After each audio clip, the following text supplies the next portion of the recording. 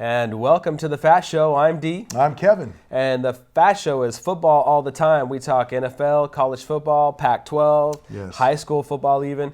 And today we're talking about the University of Colorado Buffalo's 2017 recruiting class, Kevin, which is ranked about 35th nationally and 7th in the Pac-12. Wow. Pretty good class. Yeah. But before we get into that, let's talk a little bit about how they did last year. Well, 2016 was a really good year for Colorado in that football program. Why so? Well, they had a 10-4 overall record.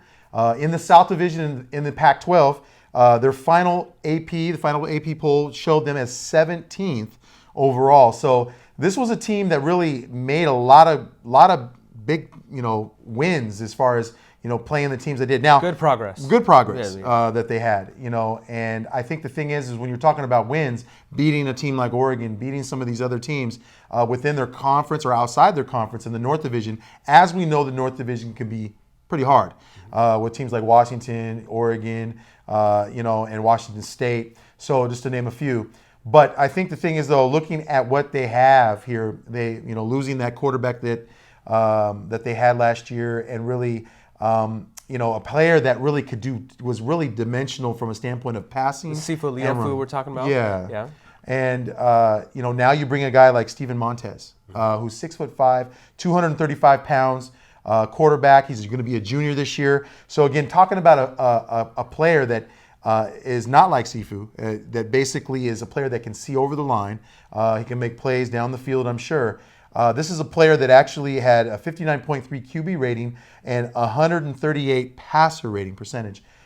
So really a player that was able to throw 1,078 yards in a majority of, say, 8 to 9 games. So again, getting some experience. And wasn't the main quarterback. Wasn't the main quarterback, but again, it did get some playing time. That was crucial because, again, you're always looking at, as a coach, you're always looking for the next year and how that, again, getting that quarterback some reps to get him ready for next year because that other player won't be there. That's really crucial. So you look at that, and then bringing in a running back, Phillip Lindsey, 5'8", 190 pounds. He's going to be a senior this year.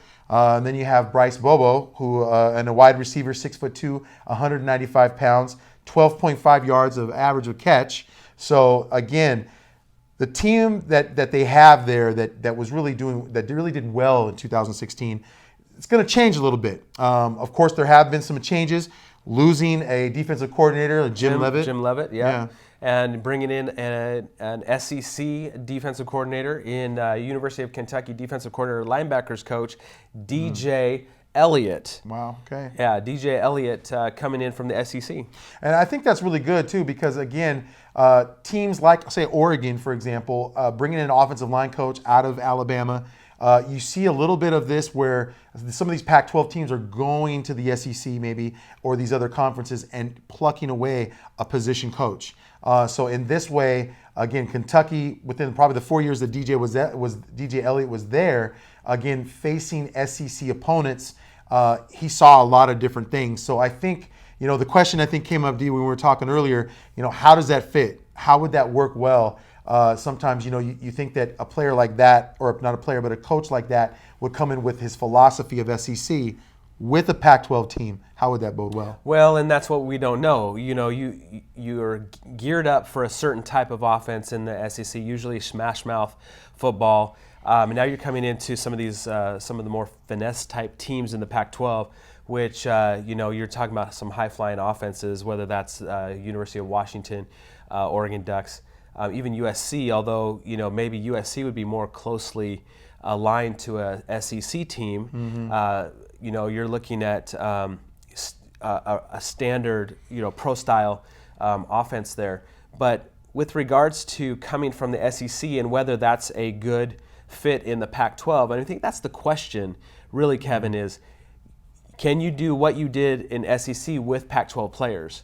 And I'm not sure if that would work or not. Well, a coach cannot come in and actually imprint. I mean, he can take what he's done as a position coach and kind of bring something to the table. But again, Coach McIntyre has his idea as far as what defense he wants to run. But I think you want to have DJ Elliott, some of his ideas. What kind of defense did he face, like an Auburn or like a Tennessee or a South Carolina. So again, you would want some of that to blend well. Now we've always kind of looked at it as a thing of like chemistry versus what as far as X's and O's. Chemistry is a different thing when you're talking about one coach and a position coach to another position coach, and really Coach McIntyre being the head coach will have the final say. Well, and you're looking at trying to make sure that talking about chemistry, you're trying to make sure that your players fit your system and vice versa. And sometimes you have to make adjustments with your system in order to fit the players that you have. But I think again, you do if you bring in a smash mouth type of position coach as a defensive coordinator, as a linebacker coach, you do two things. One is you're bringing that mentality to that Pac-12 team, but then also too, you're getting what? A pipeline. So you're gaining some pipeline players out of the SEC, say at Georgia, say at Mississippi. And we'll get into that a little bit more when we talk about the recruiting aspect of Colorado. But again, when you're in that backyard, having developed some of those relationships, that does bode well for your teams. And I think that's really where your value is recruiting. With regards to outside of the actual X's and O's, is now for next year, the next year after, is getting a player or two or several from the SEC, say, come up and play for Colorado. Really, and you look at it, there is a formula to the impact of a coach coming into a system. When we think about Washington, we think about their head coach, Chris Peterson. It took 3 years to get it together. Now you're going to see the experiment with Taggart coming in there. And we've kind of talked about that. University of Oregon with being at 3 years, possibly really making a name for Oregon brand of football, his brand of football that he's imprinted on that program. But when you're thinking about, again, DJ Elliott coming in there, again, you have to give him that time to be able to build that offense and those linebackers, if that's the case, that he has a little bit of a say on that. But you have to give him some time, possibly 2 to 3 years, to really make an impact. And that, again, all boils down to recruiting. Mm-hmm.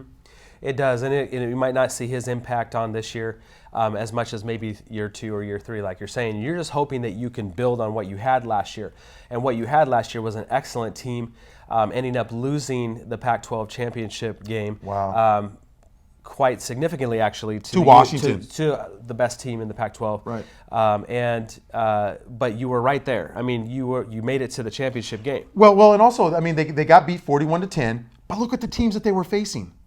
Through the year, yeah. Through the year. I mean, think about that. That all to excellent me, teams. All excellent teams. Sure. Oklahoma State. Mm-hmm. You had, Michigan. You had, these teams. USC. And these Washington. teams that you're facing, again, that competition, it will help you. It will get you better. So, again, Colorado fans, it's going to look good for you, I think, when we get into our recruiting segment here about what the future holds for your program. Yeah, for sure. Again, you're trying to build off the 10-4 season, which I see that you could be right there again, right there, probably number 2, right after USC in the South. USC is just a really, really good team. They're picked to be number 1, so you could have a chance if USC stumbles to maybe rise above them. But of course, you're gonna have to play your best football. But yeah, 10-4 last year. I don't see why you can't be in that realm and give it at least a shot in the South. Well, and think about what Colorado was. Before coming into the Pac-12, again, it was once the Pac-10, think about what Colorado was. They were a stomping ground for a lot of these other programs. Mm-hmm. They would get beat badly. And again, think about the coaches they went through. A couple coaches that they went through in that time frame. Outside of 1 or 2 seasons, the Colorado Buffaloes had a 1 or 2 seasons that were really nice before they joined the Pac-12. Before they joined the Pac-12, right? But it was only 1 or 2 seasons. I mean, after that, you're looking at exactly what you're talking about is a stomping ground for the rest of them. But yeah, coming into the Pac-12 and actually performing really well the first couple of seasons. Trying to build up. You're obviously opening up the recruiting, being a Pac-12 team now. So you're getting the same kind of similar pipelines because you're a top 5. You're a Power 5 conference now, part of that, and that's part of the benefit of being part of the Pac-12. And so you bring in the recruits, you start building on it, and after a couple of years, you see what's happened. Now they're 10-4 last year. Right there for a Pac-12 championship. And if you saw what Colorado was doing last year, it was a great thing to see. I mean, if you think about what Colorado was the first couple seasons in the Pac-12, again, they were coming into a conference that had been established with a lot of different teams. So they were trying to get used to this, who they were facing.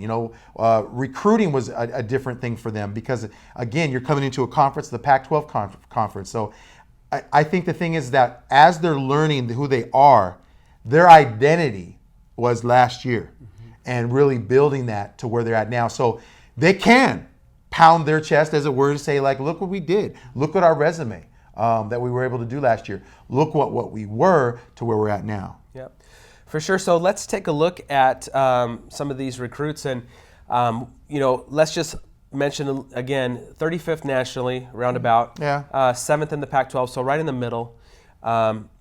They got 2 4-star athletes ranked approximately 4-star. Again, this is not an exact science. The 2 that are 4-star, Jake Moretti. This is an offensive tackle, and KD Nixon, who's a wide receiver. And then we also want to talk about Tyler Lydell, who's an earlier enrolled quarterback. Which is important to have. Sure. But before we get there to Tyler Lydell, let's talk a little bit about Jake Moretti. Frame, 6'5", 285 pounds, Yep. ranked 95th nationally, and this is according to 247 Sports, a recruiting site. But 12th at his position, number 1. I thought this was interesting. Number 1 player in Colorado. They're grabbing their in-state. Yeah, that's great that he was able to that they were able to do that. Grab the one that's most valuable to in-state. Yeah, so you're looking at a 6'5", 285 pounds, like you said, number 1 player. This guy is offensive tackle who, you're looking to Trenches. and it's all Trenches. about the trenches. We've Right. learned that. Yeah, your most valuable players really over time tend to be, besides the quarterback maybe, really are the guys in the trenches who are opening up the holes, who are protecting your quarterback. There you go. Blowing holes open for your running back. So great pickup for these guys. Yeah, and you think about, too, a lot of times with some of these offenses, if you're talking about a spread offense, you're also looking at an offensive line, an offensive guard, if they're pulling down the field, getting those crucial blocks. And we've seen, teams like Oregon, teams like USC, that do good downfield blocking, which is very, very key in the element of really having that certain offense that you're trying to run, and really when you face your opponents that you do. Sure. Yeah, so I mean, Good light pickup. enough, 285 pounds, like you said, to do that. What you're just talking about, 285 pounds, there's enough to get downfield. There's really not a stop when you're talking about 6'5", getting him up to 300, but a good lean 300 to be able to get down the field. So that's a good one. So let's talk a little bit about KD Nixon now. I like this guy. This guy is a 4-star wide receiver I like out this of guy. DeSoto, Texas. Texas, that pipeline. 5'8", so he's a little bit on the short side. 182 pounds, ranked 311th nationally and 43rd at his position. He was the number 47 player out of Texas. I like this pick, though, because it gives them another dimension when you're talking about speed. We've talked about it so many times. This is, even at 5'8", 182 pounds, this is a kid that can get up to, say, a 195 and really get muscle onto that frame, but still have the speed and quickness that he needs to have. And I guess this is not barring any injury, of course, but because injuries can change a player and their dynamic, how dynamic they are, and they really affect their ability. But when you look at just what KD's able to do, I think it gives him another dimension on that offense to run some type of good plays for him, maybe a taser position, possibly getting some quickness on the outside, because we've seen a lot of players in the past. DeAnthony Thomas with Oregon, John Ross with University of Washington. Players quick in space. Mm-hmm. And you're going to need that in the Pac-12. Again, we talk about a little bit about trying to not just compete offensively. Talk about you're going to have to make some stops because there's just too much offense in the Pac-12. Mm-hmm. But we do need some. And so you've got Colorado with basically a brand new starting quarterback. He's played, obviously, several games. And that's good. That's good. Got good experience there. But having another target, I think this is going to bode well for them this year. It will. And I think with the players that they have in the cupboard, players that I always like to say that, what you have in the cupboard as far as players that have been there, they've been in the system. And there are players that we don't know about as well that have maybe been, behind the scenes, as it were, in a depth chart. of that position. So you never know. It's a way of coaching. It's that element of coaching that really surprises a lot of people, because there may be a player that you didn't hear of that may be able to make that starting spot and be able to play more. Sure. So John Van Dyst, hopefully I'm saying that correctly, out of Cherry Creek in Englewood, Colorado. Again, a Colorado player. He's a 3-star defensive end, 6'1", 234 pounds. He's ranked 474th nationally and 27th at his position nationally. Number 3 in the state of Colorado. So again, you're in-state, you're grabbing your in-state. See, again, this is the thing though, you don't want to lose your in-state players in recruiting when it talks about having other teams plucking those players away. Now, 474th nationally, yeah, that's pretty high. But the thing about it is that you must grab those in-states to keep them home. Yeah, we talked about that with the number 1 recruit out of Oregon going down to USC. Right. So, yeah, it's really great to hang on to these guys that are in-state. You've got loyalty there. You've got, they're going to play hard for you. So, yeah. And they're addressing the need at defensive end. So, again, we talk about the trenches. So if you have an offensive line, defensive line, you must be able to insert those type of players in that system, because, again, you're always looking at the next year or 2 years. When you talk about recruiting, you're always 2 to 3 years ahead. I think the thing is with this squad, losing to me a quarterback that you had who did put up good numbers because he was a mobile quarterback. He was able to get off, be able to run, be able to pass. I think that's so crucial when you're talking about a quarterback making plays. He was able to do that and extend plays as well. So you're missing a little bit of that dimension. But again, with Montez coming in, I think you build upon what you have. Now, they were 10-4. I don't see a problem in them possibly getting up the same. I think they would be below a USC in that South Division. It just depends on injuries. And really, to me, Colorado fans, you have a lot to look forward to, because my take on the 25 3-stars that they got, remember how some coaches, and again, Coach McIntyre, great coach. I think for not only the Pac-12, but I think for your program, taking them from what they were to where they're at now. Take those 25 3-stars. How do these position coaches build that up in recruiting? And to what you have with even that's been there already. I think that's going to be crucial, what they're able to do to build upon that 10-4 record. I think they can mirror that record, 10-4. Definitely they'll make a bowl game, I believe. I believe also, too, they may give with some teams that you, again, thought that Colorado was an easy win. If you were a person that said, looked at the schedule and said, oh, we're facing Colorado. That's no longer the case. You can't just look at, they're no longer a stomping ground for other teams. This is a serious team to contend with. So again, you have to bring your A game when you're facing the Colorado, when you're facing them there, or when they face you at your home. So I think, again, mirroring possibly that 10-4 record, possibly 11-3. They could very much do that. Would I be surprised if they did do that? No. But I would be surprised if I saw something lower than a 10-4. Say that if they were like 7-5 or something like that. Yeah. Well, I kind of feel the same way that you do. I think that they're right there. I don't see enough here to justify jumping a USC. No. Yeah, USC is just too much. Now, no. We talked about coaching. We've talked about injuries. Barring all of that, USC is going to probably take the South. Colorado's right behind them. They are really close. If some bounces go their way this next year, they could represent the South. I don't know. I think a 10-4, 9-5, somewhere in there, I think is very reasonable. Maybe even, like you said, an 11-win season. It's really possible. Good. They're really good. It's possible. The teams that they lost to last year were all excellent teams. You got USC, right? Washington. These are excellent teams. So you losing to those, there's no shame in that. They're excellent teams, and there's going to be some excellent teams coming up this year. So at least 2 losses. I would say up to 5 losses, but I wouldn't say any more than that. Yeah, I think really when you look at that is that this team would not surprise me in any way. The only way they surprise me if they lose more games this year. That's how I feel about it.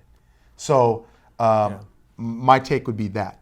I'm more leaning towards building upon that coach, building upon. Now, bringing in DJ Elliott as a coordinator is gonna. That's gonna be an interesting thing to watch. Yeah, I think with their defense. watching the defense and how that's going to be interesting, and also the quarterback play, because again, you're missing your starting quarterback from last year. So can Montez step up and deliver the goods? So there's some question marks here, but barring all of the unforeseen, I think that they're right in there, right? And I do have them number 2 in the South. Yeah, and I think the thing would be is that do they beat a USC? They lost last year to USC. But let's take a look at their schedule, what they have coming up here in 2017. They face a Colorado State, so you have a preseason game in that. A Texas State. Again, you're facing a team like those teams to see where your squad is at. That's really, really what it goes. And financially, it's a lot of beneficial money. to those teams. It's beneficial to those teams, really, when you look at that. But say like a Northern Colorado, that's another team that they'd face. Now comes into the Pac-12 season schedule. Washington, right off the bat. Your opener in the Pac-12. That's going to be a tough game. Could potentially be a shootout there. Right. Depending. So that should be an excellent game. Mark that on your calendar as a game to watch. Colorado fans, I'm sure you'll be there for that one. Then Colorado versus UCLA. Again, Jim Mora is really building a squad in what looking at recruiting. They didn't really have a very good year last year. But again, Colorado being able to face California We do have them school. Improving though. They do. So you can't overlook UCLA. You can't overlook them. But I do think that is probably going to be a win for you.